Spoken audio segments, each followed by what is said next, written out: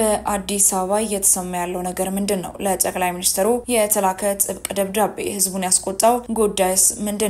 መንግስት በፋኖ ስር የነበሩ ቦታዎችን መቆጣጠሩን ይፋ አደረገ። የህልውና አደጋ ውስጥ ገብቶ ነበር ስለተባለው የአማራ ክልል የተሰማውን አነጋጋሪ መረጃ በስፋት እናስደምጣቸዋለን። ናይጄሪያ አውሮፓውያኑ ላይ ያልተጠበቀን አነጋጋሪ እርምጃን ወስዳለች። ህንድ ፓኪስታን ላይ ሚሳኤል አዘነበችባት። እኚህን መረጃዎች በዝርዝር መረጃችን በስፋት የምናስደምጣችሁ ነው።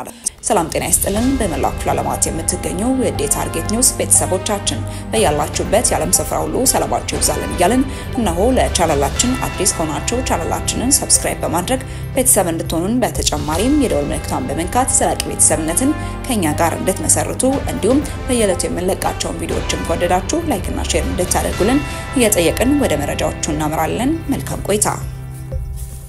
አምነስቲ ኢንተርናሽናል ለጠቅላይ ሚኒስትር አብይ አህመድ የሚደርስ ደብዳቤ የመጻፍ ዘመቻ ጀመረ። በኢትዮጵያ ውስጥ በኮሪደር ልማት ሰበብ በርካቶች በግዳጅ ከመኖሪያ ቤታቸው መፈናቀላቸውን እንዳሳሰበው የጠቀሰው አምነስቲ የፕሮጀክት በ58 ከተሞችም የተከናወነ መሆኑንም አስረድቷል። ሰዎችን ሳያማክሩ በቂ ጊዜ ሳይሰጡና ካሳ ሳይከፍሉ ከመኖሪያቸው ማፈናቀል የሰብአዊ መብት ጥሰት መሆኑን የገለጸው ድርጅቱ የኢትዮጵያ መንግስት ባለስልጣናት ከዚህ ድርጊታቸው እንዲቆጠቡና የኮሪደር ልማት ፕሮጀክትም እንዲቆምም ጠይቋል። ጉዳዩ በገለልተኛ አካል እንዲመረመር የጠየቀው ድርጅቱ ይህንን የተመለከተ ለጠቅላይ ሚኒስትር አብይ አህመድ የሚደርስ ደብዳቤ የመጻፍ ዘመቻ እንዲጀመርም ሐሳብም አቅርቧል። ደብዳቤው ምን መምሰል እንዳለበትም የሚገልጽ ናሙና ደብዳቤ ያስቀመጠው አምነስቲ ኢንተርናሽናል ደብዳቤው በአማርኛና በእንግሊዝኛ ቢሆን ተመራጭ እንደሚሆንም ነው ድርጅቱም ያስረዳው።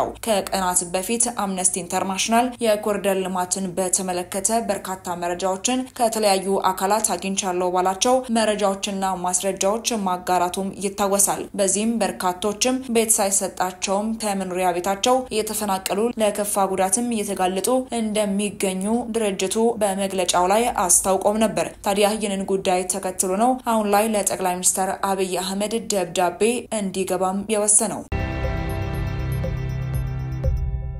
ከሚያዝያ 2015 ዓ.ም ጀምሮ የትጥቅ ግጭት ውስጥ የገባው የአማራ ክልልን አብዛኛው አካባቢ በመንግስት ቁጥጥር ስር እንደሚገኝ የመንግስት ኮሚኒኬሽን ጉዳዮች ሚኒስትር ዶክተር ለገሰ ቱሉ ተናገሩ።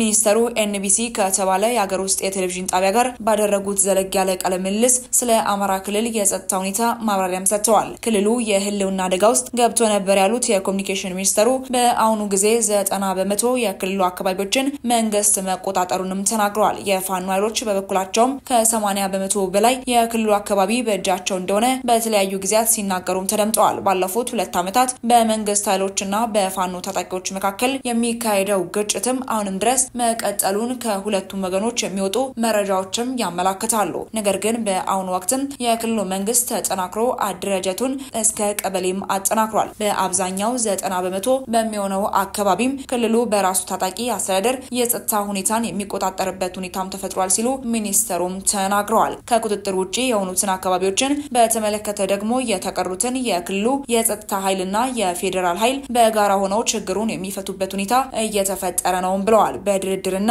ህግ በማስከበር እንቅስቃሴ በአብዛኛው የክልሉ አካባቢዎችም ሰላማዊ ሁኔታ ተፈጥሯል ቢሉም ሚኒስተሩ የክልሉ ነዋሪዎች ግን ማህበራዊ እንቅስቃሴዎችን ጨምሮ የዕለት ተዕለት ህይወታቸው በግጭቱ መስተጓጎሉንም ይናገራሉ።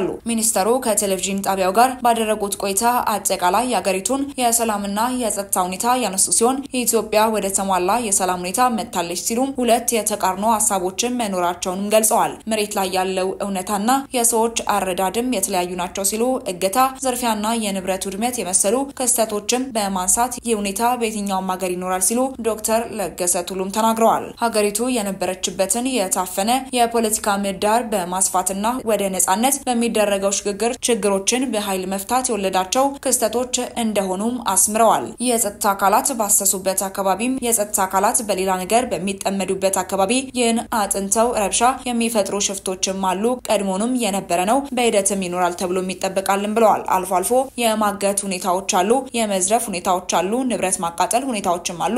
እነዚህ እየቀነሱ ቢመጡም አሁንም አሉም ብለዋል። ከአዲስ አበባ በቅርብ ርቀት ባሉ አካባቢዎች ሳይቀር በተደጋጋሚ ስለሚፈጸሙ እገታዎችም ባህሪም ሲናገሩ አብዛኛው እገታዎች የሚደረጉት ከኢኮኖሚ ጋር የተያዘ የተያዘ ነው ሲሉ በአቋራጭ ለመበልጸግ የሚደረግ እንደሆነ ገልጸዋል። አልፎ አልፎ እገታዎች የፖለቲካ መልክ እንደሚሰጣቸው ያብራሩት ሚኒስተሩ ለዚህ ማሳያ አድርገው የአማራ ክልልን ያቀረቡ ሲሆን በአካባቢው የሚንቀሳቀሱ ታጣቂዎችም ኃይላቸውን ለማሳየት ሲሉም እገታዎችን ይፈጽማሉ ሲሉም ተናግረዋል። ሚኒስተሩ እገታዎችን ለመከላከል የማህበረሰቡን የነቃ ተሳትፎ ደጋግመው ያነሱ ሲሆን ውስጣዊ ሁኔታውን በአብዛኛው የሚመለከተው ህብረተሰቡን ነው ብለዋል።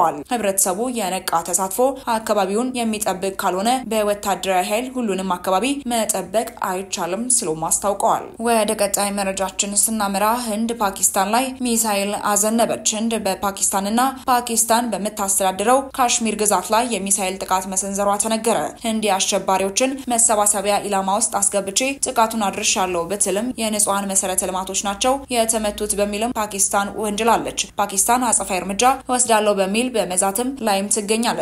ይህም ቀጠናውን ወደ ውጥረት መክተቱም እየተነገረ ይገኛል። የፓኪስታኑ መከላከያ ሚኒስትር ሙሐመድ አሲፍ ኢስላማባድ 5 የህንድ ጀቶችን መታመጣሏን ያሳወቁ ሲሆን በጥቃቱ 2 መስጊዶችም ኢላማ ሆነውባታልም ብለዋል። ህንድ በመታስተዳድረው ካሽሚር የሽብር ጥቃት ደርሶ የ26 ሰዎች ህይወት በማለፉ ኒው ዴሊ ከጥቃቱ ጀርባ ኢስላማባድ አለበት በሚልም ስትወነጅልም ቆይታለች። ህንድና ፓኪስታን በተከታታይ የ172 እና የ170 የኒውክሌር ጦር መሳሪያ ባለቤት መሆናቸው ውጥረቱን የከፋም ያደርገዋል። በዋሽንግተን የህንድ ኤምባሲ ስለ ጥቃቱ ለአሜሪካው የውጭ ጉዳይ ሚኒስትር ማርኮ ሩቢዮ የህንድ ብሔራዊ ደህንነት አማካሪ ማብራሪያ መስጠታቸውንም አስታውሰዋል። ሩቢዮ የትራምፕ ጊዜያዊ የብሔራዊ ደህንነት አማካሪ መሆናቸውም ይታወቃል። ሩቢዮም ቢሆኑ ጉዳዩን እየተከታተልኩት ነው ያሉ ሲሆን ሁለቱም ወገኖች ውጥረቱን ማብረድ አለባቸውም ብለዋል። ፕሬዝዳንት ዶናልድ ትራምፕም ጥቃቱን አሳፋሪ በሚልም ገልጸውታልም ተብሏል።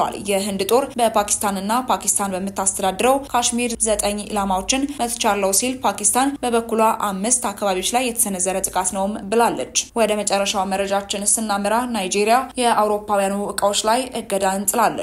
መረጃውም እጅግ እያነጋገረ ይገኛል። ፕሬዝዳንት ቦላ ቲኑብ የመንግስት ግዥ ቢሮ ሚኒስቴር መስሪያ ቤቶች መምሪያዎችና ኤጀንሲዎችን ጨምሮ በናይጄሪያ መመረት የሚችሉ ከውጭ የሚገቡ እቃዎችን ወደ ሀገር ውስጥ እንዳይገቡ እገዳ ጥለዋል።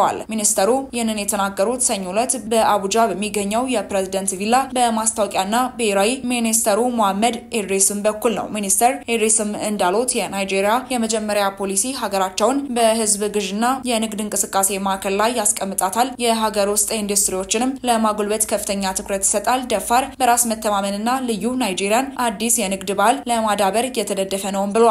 የታደሰ ተስፋ የናይጄሪያ የመጀመሪያ ፖሊሲ የሚል ስያሜ የተሰጠው አዲሱ ፖሊሲ የሀገር ውስጥ ኢኮኖሚን ለማጠናከር የአካባቢውን ይዘት ለማስተዋወቅና ናይጄሪያ ከውጭ በሚገቡ ምርቶች ላይ ያላትን ጥገኝነት ለመቀነስም ያለመ ነው። ሚኒስተሩ እንዳሉትም አዲሱ ፖሊሲ የአሜሪካ የመጀመሪያ ፖሊሲ የሚያንጸባርቅ ነው። የናይጄሪያ ስኳር ማምጣቷን ቀጣይነት ያለው የስኳር ካውንስልና በርካታ የሀገር ውስጥ አምራቾች ቢኖሩም ፖሊሲው ለማስወገድ የሚፈልገውን የውጤታማነት ማጣት ዋና ምሳሌ አድርገው የጠቀሱትና ወደፊት የግዢ ሂደቶች በሙሉ የተሰረዙ መሆኑን የገለጹት ኢድሪስም በዚህ ውሳኔ ላይ ጥሰት የፈጸሙትን የዲሲፕሊን እርምጃ እንደሚወስዱ ማሳስበዋል። የመንግስት ገንዘብ አሁን ለናይጄሪያ ህዝብ መስራት አለበት። እናም የናይጄሪያ ፋብሪካዎችም ጥቅም ላይ ሳይውሉ ሲቀሩ ተቋራጮች የውጭ እቃዎችን ወደ ሀገር ውስጥ በማስገባት እንደ አማላጅ ሆነውም እንዲሰሩ አይፈቀድላቸውም ብለዋል። ወደ ተመልካቾቻችን ለሰዓቱ የነበሩን መረጃዎቻችን እኚህን ይመስሉ ነበር። አብራችሁን ስለነበራችሁ እጅግ አድርገን እናመሰግናለን። በቀጣይ መረጃዎቻችን እስክንገናኝ ድረስ ቸር ቆዩልን።